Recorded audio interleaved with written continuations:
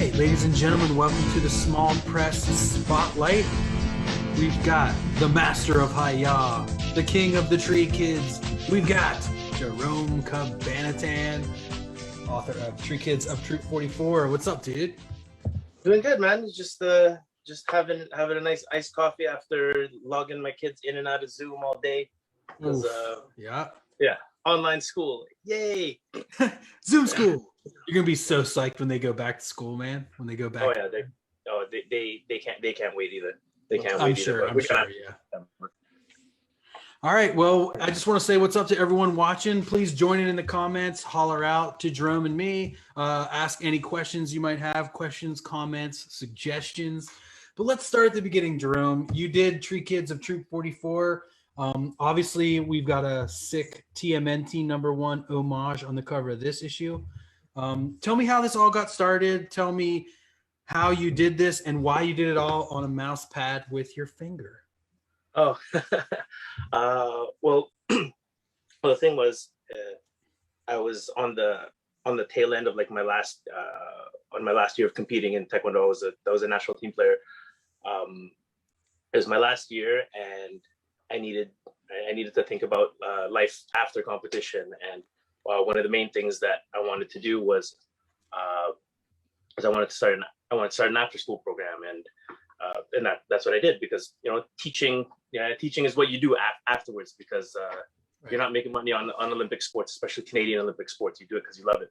And I went and started the after school program in 2011, and I was actually trying to make a poster to get people to come in, right? To get people to come in, because I didn't know what it was. I didn't know what it was going to be called. What's up, Craig? Oh, Barney's here too. What's up? Best artist in Ajax, Chris Barnes. Call him Barney. Huh? Lapidus calls him Barney. So I'm just gonna follow along. Yeah. Right? But yeah, so I went. You made a poster, and yeah, I made a poster of it. And the kids started asking questions about it, right? Because all the pictures that I would look up online, I was like cartoony martial arts or cartoony Taekwondo, and it was all the same pictures from every other school that was using it, and I was like, I can't do that.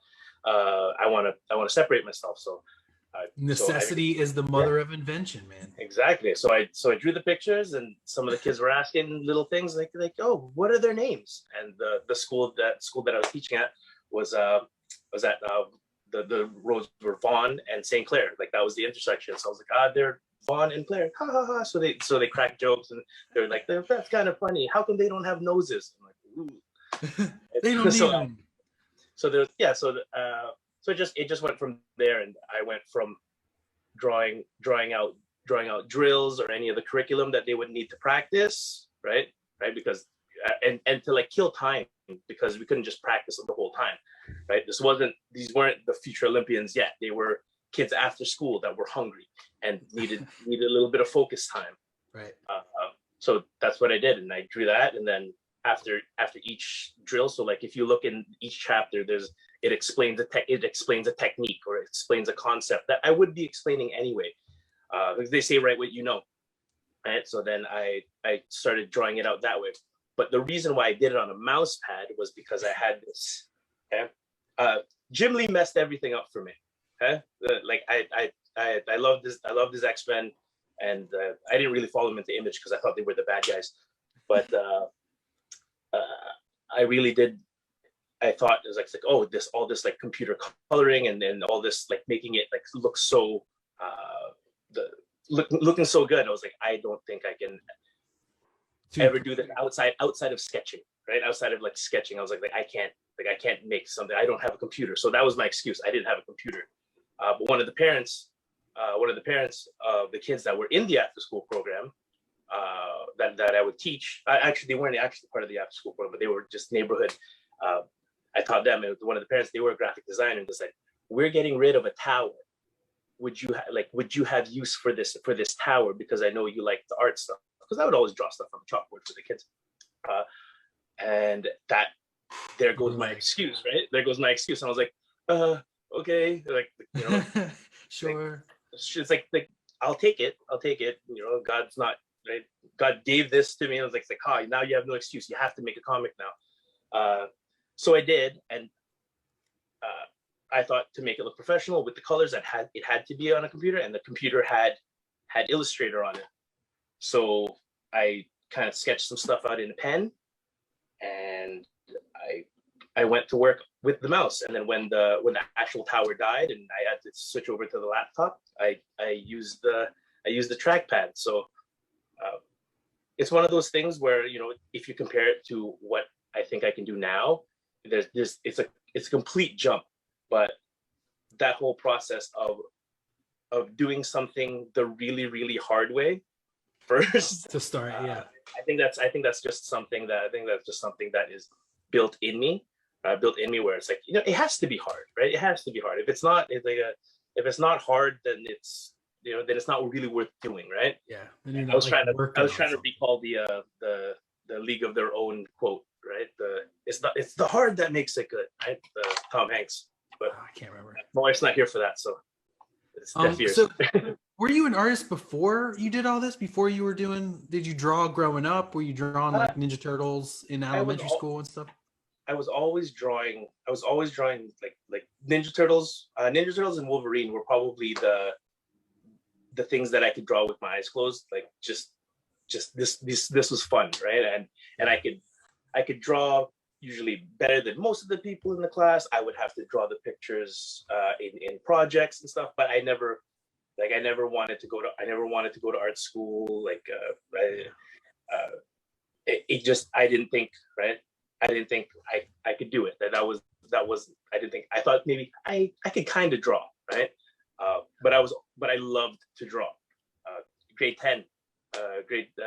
10 English class, I was always like, especially on the Tuesday after Monday Night Raw, Monday Nitro, me and my buddy would be in the back, like drawing, like, oh yeah, they messed that up. It should have looked like this. Wrestling matches. Just making matches on notebook paper, and now making wrestling matches on notebook paper. So. Yeah, and it's always been really cool to follow along, and I just want to say up front, seeing the progression that you've made from Tree Kids at Troop 44 to that Oscar the Grouch thing you posted today. When I first saw that, it didn't strike me as your work, and I was like, oh shit, that's awesome. And then like later I was scrolling and I was like, holy shit, Jerome did that. I was like, oh my god. So like that was yeah, sorry, that was for like Barney. Yeah. Oh yes, yeah, that was for Barney. But that was one of the lines where I realized, oh, I was getting better, because after doing all the image grand design stuff, which we'll probably get into later, but I did my Super Tiger pages, and I went out and like, and then my wife walked by and she looked at it, she's like, oh, that's cool. Who did that? I was like, I did, and she's like, it doesn't even look like yours. Oh, I don't mean it like that. Yeah, like, I know. It's crazy, dude. Like, and it's just about practice. And I'm sure you learned like discipline like that, learning and growing like with your Taekwondo and with like the what's that word? The like work ethic that you built. Yeah, the discipline, right? The discipline of doing the work, right? There's been so many guys like just on the team that have been talking about you know, you just gotta go out and do the work, and that's what I did. And the thing was about image grand design was, because I didn't know what work had to be done, like I was just like, okay, I can draw a Ninja Turtle, I can do this, right? But because there was like specifics, like where like Ben Granoff put me on stuff, Craig's put me on stuff, Rick's put me on stuff, you put me on stuff, Chris Anderson, watching him go over my stuff, I was like, oh, that's work, right? This is where practice needs to go. And I'm of the mind of like, if you don't know how to do something, you just do it 1,000 times and just keep working at it. Right. It's in the book too, guys. It's in the book. Right. Right. So that's right. So that's kind of where I'm at right now, where I'm trying to. I can't really make a judgment on myself. Like, I know as an artist, it's hard, right? It's hard. You're extra hard on yourself. You look at the one thing that's wrong with the picture, That's all you can see. Right? And it's all you can see, but nobody else cares, but it's just you, right? So I promised myself that I wouldn't really do that to myself until I'm finished like 1,000 pages, right? Like 1,000 pages, and celebrate every 1,000 pages. So whether it's 1,000 pages in a sketchbook, 1,000 pages of Tree Kids, or 1,000 random comic pages, 1,000 pages. That's where I'm at, because that's what I would do in Taekwondo. If there was a move that I couldn't do, it was try it 1,000 times. And if you don't get it in 1,000 times, then you have to like. There's a bigger problem. You have to check again, right? But most of the time, you get it before the 1,000th time, right? You'd be like, oh, and then it just gets better, and then afterwards you stop counting, right? And I would love to get to the point about a comic page where I'm not counting, right? Where I'm not counting, right? I'm there, and I'm like I'm almost halfway through. Right? So I'm waiting. Yeah, it's just like I'm just trying to get to work. It's hard to think about the end whenever you're like 1, 2, 3 pages in. It's kind of like you just gotta think about the next panel, the next like drawing. It's like you gotta focus on what's in front of you instead of like the end product. You gotta keep it moving, right? You gotta keep it moving, and whether it means like do another page of something else. Like the problem, one of the learning things that I found that I figured out about like when I was doing Tree Kids was when I was drawing it, that was the only thing that I was writing. So I had there was a lot of pressure of like trying to make it perfect and trying to make it good. And I realized that, nobody's first thing is going to be their best thing. Right.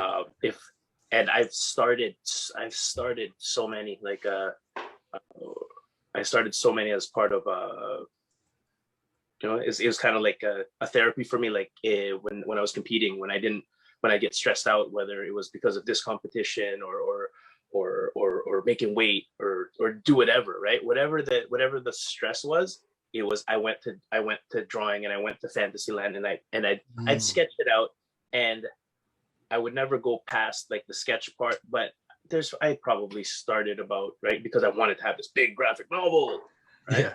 I want to have something with a spine, right? That's the way it is now. You did it. I would draw. I probably did. I got to like page 40, right? Page 40 about 5 or 6 times, and then just scrapped it because I didn't like it, right? Wow. Because it was like, I don't know how to end this, and I would just dash it. But then I don't know. I started thinking to myself, like, if I never put the end on something, then it's a whole bunch of almost, and it's like that talented kid, right? I've coached for a long time, and sometimes there's like these talented kids that just won't get to where they want to be or where they say they want to be because they don't want to finish and put in the work, right? They're better than everybody else right out the gate, but they're not the one grinding, right? They're not the one grinding. It's the ones that grind, no matter where they start. Like, that's infinite, right? Talent, no matter how big, no matter how much talent you have in anything, it's finite, right? It's God-given. That's what you have for that moment in time, and you have to work with that. But if you have no talent, work is infinite. You can do an infinite amount of work, right? And like, right, I don't know if you watch basketball, but like even someone like Steph Curry, he came into the league tiny and couldn't do nothing, right? And right?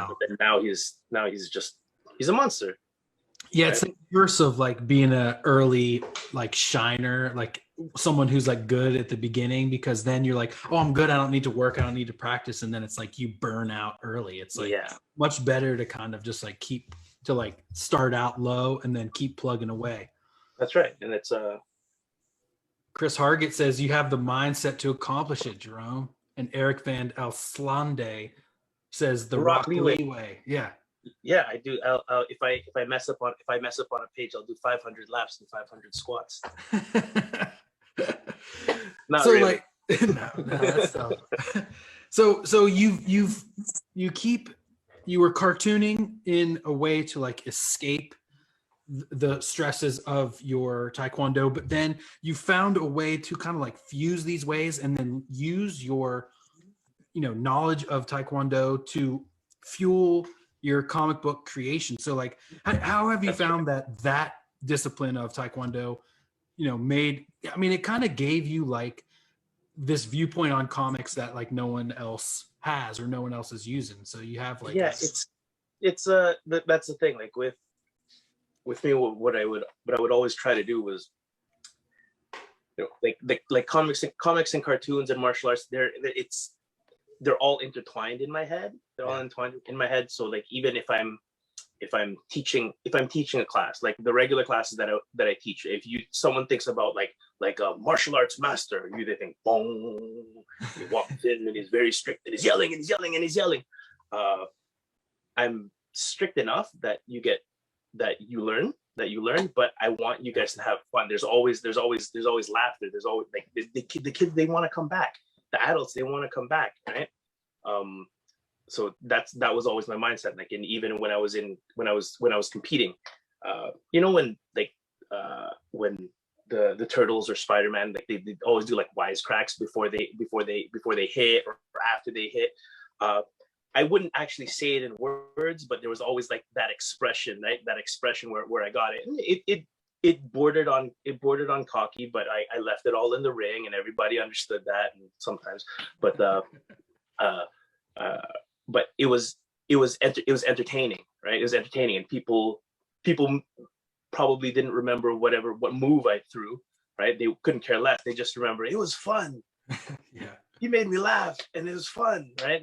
But it's in the middle of a fight, and it's that's kind of like how that's kind of and working that kind of mentality into a comic. They talk about write what you know, right? And yes, I don't know a lot other than like my experiences in Taekwondo where they're become, and everything that I do now, it always filters through that training, through that thought, and not that I'm walking around with like my green tea and my robe all day, right? But it's I think about it. I think about if a page isn't working, it's just like getting beat up in practice.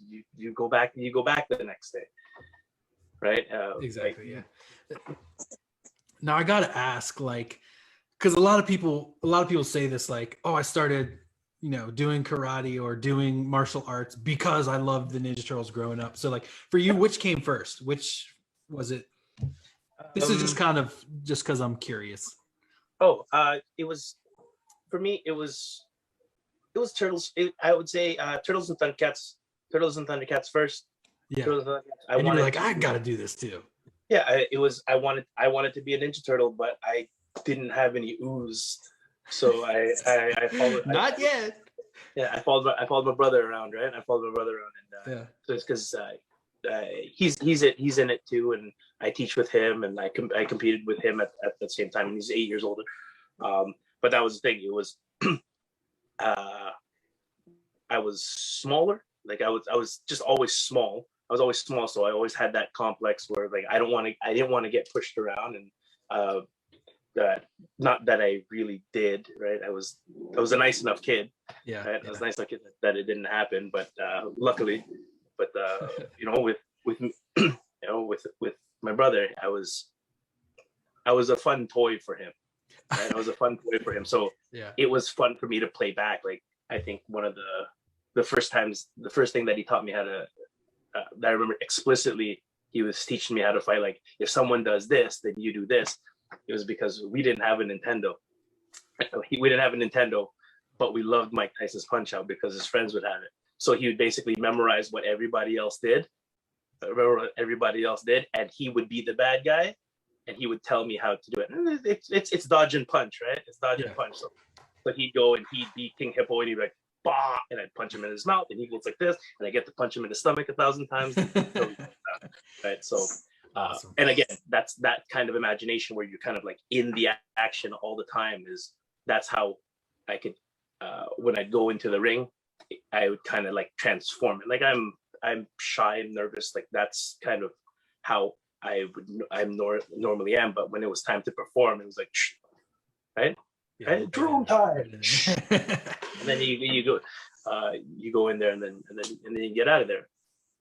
and I like that. I like that experience, and I like showing, like, just like in comics, like when you show like the flaw, right? There's the flaw. Like, it was fun to like fight and all that kind of stuff, but and win. But the real lessons happened on the losses. The real lessons happened. They say, "Oh, it's fearless." And I was like, "No, it's not fearless. It's scary. The guy's big and he's gonna hit you. Yes. If you're not scared that the guy's, if you're not a little bit scared, then maybe you're not supposed to be there, right?" I'm not in high school, and I was scared. I was not good.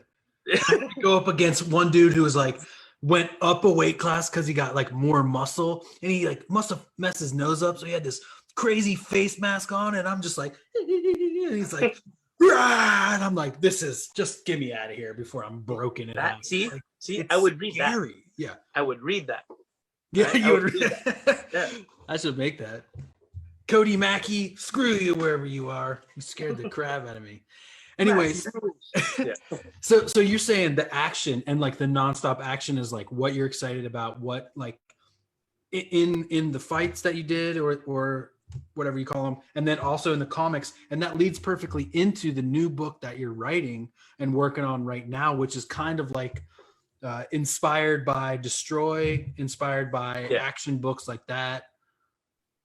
Yeah, it's just like nonstop battle. That's what it is. It's like it's Tree versus Fox. It's the follow up. It's like the epilogue to Tree Kids of Troop 44, and I think in Troop 44 there was a lot of lessons. Right, there was a lot of lessons. I taught drills. I explained concepts of like distance, and so it I think that's the strong point in Troop 44. That's where I can still say it's like, yes, because those are all correct, right? Those are all correct. I still teach those things, but then I just wanted to have fun. I wanted to actually go superheroes / Tom and Jerry / ninjas, right? I wanted to get into that. I wanted to I wanted to be able to smash someone's face in a tree without worrying that, okay, kids, you don't have to smash people's faces into trees, right? Right. So you got to kind of tread the line of like, this has got to be cartoony enough that it's not like real violence. Yeah. But then Yeah. So it's all right, and I don't have to deal with any comics codes, so I can do what I want, right? Yeah, exactly. Go indie. So are you consciously making books that are like all ages? Have you thought about, would you make like a more violent book, or do you like staying in all ages? Well, I'm not sure about that because I get into it. Like, if I'm writing something as a story, I'll mentally get into it, and I guess I have this fear that if I'm actually writing something that's really, really, truly dark, right, like dark and violent, that it'll start messing with my brain a little bit. So I try to keep it light, just for me, and then not necessarily all ages. Like regular violence, blood violence. Like, to me, it's like it's part of the action, right? It's part of the action. But when it comes to like gore and like psychological, being off, like that, those are subjects that I don't really feel that I can write it, because I don't have the experience of that around me a lot, right? If I did, then yeah, I definitely would write about it. I don't know about it. I know about the stress of practice. I know what it's like getting kicked in my mouth. I know what it's like falling down. I know what it's like being scared. Yeah. So I try to stay in my lane that way, because I know I know whenever people reach a little bit too far, then they bite a little more than they can chew. It might seem insincere or something. Like, it's like, I'm not there yet, right? I'm not there yet. Maybe when my kids aren't so young, and I wouldn't mind them actually reading it, right? Then I think that'll work, right? Yeah, I feel that. Like, I like The Crow, but I could never write anything like that, because that's like not how I am. It's like even like something like Red Room. I wonder how he can like like just shake it off. Like after a full day of drawing that stuff, how he can shake it off. Like I'll watch an episode. I'll watch an episode of Dark Side of the Ring or Handmaid's Tale, and then I have to put on The Office or Superstore just to kind of like just Dude, as Handmaids is insane. just To cleanse the old mind. Yeah. I was like, I can't. I can't watch Criminal Minds or SVU or any of that stuff. I was like, I'm a chicken. Give me a cartoon with like blood a murder show. I can't be watching those murder shows either. My lady has always watched them. I'm like, what? I don't know. They love that fear. I don't like that fear. I don't either. Right? I like watching people get slammed. Yeah. Well, let's go back to Tree vs. Fox a little bit. How far into it are you? What's your goal for it? And like, how far are you going to take it? Well, I would like it anywhere between 24 and 40 pages. Like I'm not quite sure if I want to make it like a black and white, make it like full on black and white with tones and just make as an homage to Turtles, or just make it 24 pages colored maybe classic style. I don't know yet. I just know that I want the fight comic. I spent the last 2 months basically just drawing fights and getting that all out of my head. So like those are all up on my Patreon. That's patreon.com/JeromeCab, JROAMCAB. So I have those up. I have those up there, and I'm gonna start using June to start fitting pages together, fitting those panels together and stitching them where I need to go. I work this way because of the Matthew Allison interview at the symposium. Who you guys got on next? Oh, you'll just have to wait and find out. Okay. Don't fear though. No fear. Yeah. All right. But yeah, it's so because he's saying how he has an image stuck in his head and he needs to get it out. And there's moves in my head that I just need to actually like get out and without worrying about what they're gonna say or what they're gonna do. And I already have the ending in my head already. Like I know how it's gonna end. Nice. I know the stage is gonna go, but I just want to figure out the action, because that's where the meat is, right? That's what's gonna keep people's eyes are on there. So I spent 2 months. I have about like 60 or 70 like fight panels. So I don't know how many pages that is yet. I don't know if I know that I'm gonna have some 4x4 16 panel grids, fight grids like I did in Image Grand Design. I know I'm gonna have a couple of those, but I don't want that to be the whole comic. They'll just Are you weaving a narrative in through it too, or is it just like straight? Yeah. It'll be it'll kind of be like a diary, right? A diary as he goes on, because one of the big things in when I'm coaching, what I tell any of the athletes is you have to keep a diary, right? You got to keep a diary, you got to keep a journal, write stuff down, write goals down, write about like what happened at practice today, and the Tree kids, they do that, right? So the yellow box, the yellow box is usually it's someone's diary or someone's journal, right, or someone's log, right? So I'll probably hop back and forth between like the Tree and the Fox. I'm not quite sure yet, because but you know, there's things that I do want to get across that happen, that people discover about themselves through a fight.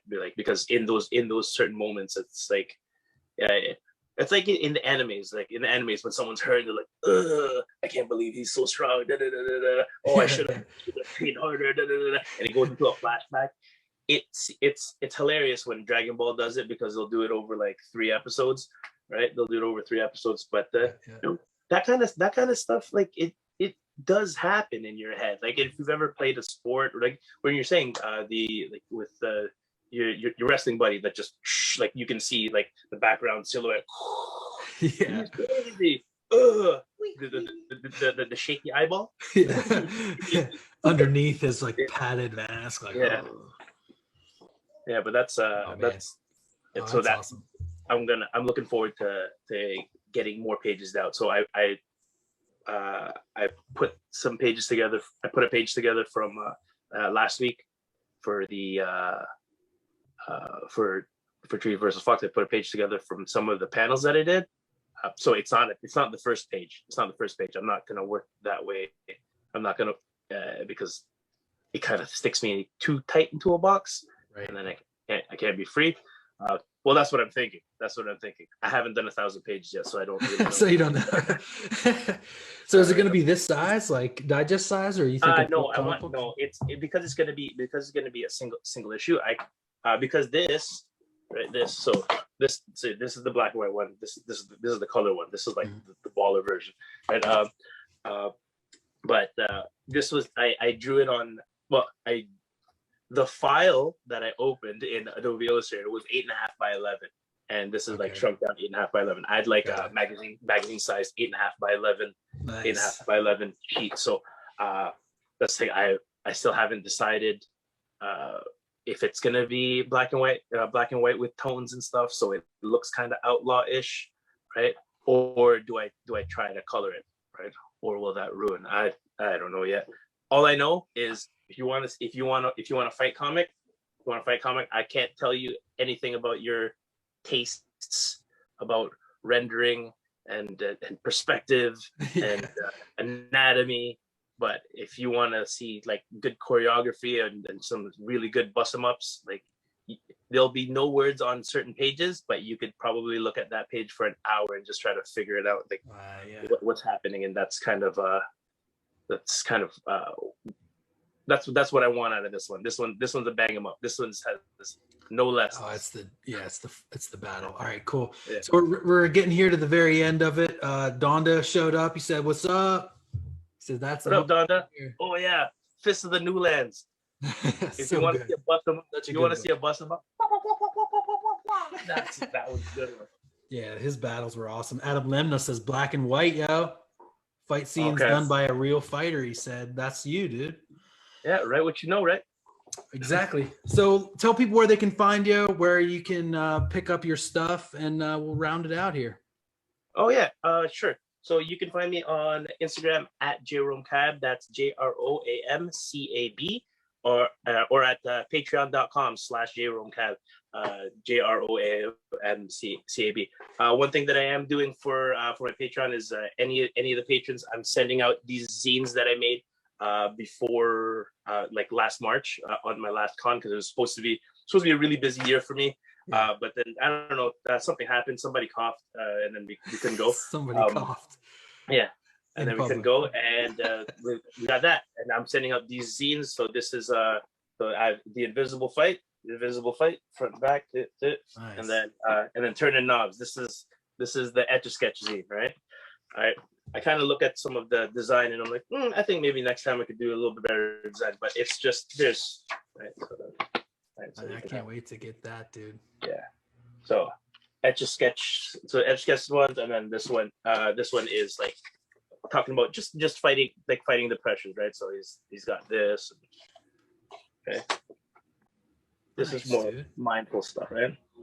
So he's got all this. So what you got to do is, you grab the L, you take your laser, and then you take control. And I'll probably explain that at some point there. And then you can image grand design, image grand disaster, the Darden cut. Download that. $5 goes to Hero Initiative.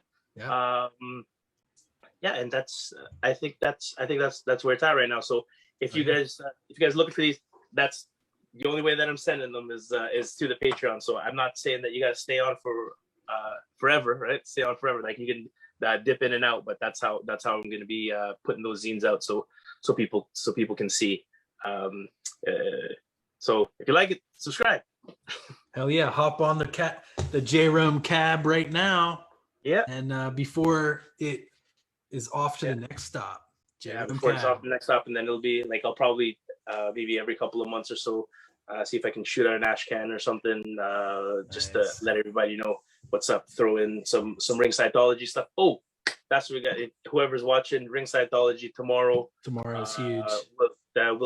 Let's all jam, and I think we're doing the Rob Liefeld name generator. Yeah, it's gonna be sick. Cool. And, hopefully, we're gonna send one off to Rob. Oh, we will, can, of course. Yeah, definitely. Yeah. All right, y'all. Thanks again for coming to the Small Press Spotlight Jerome Cabanatan edition.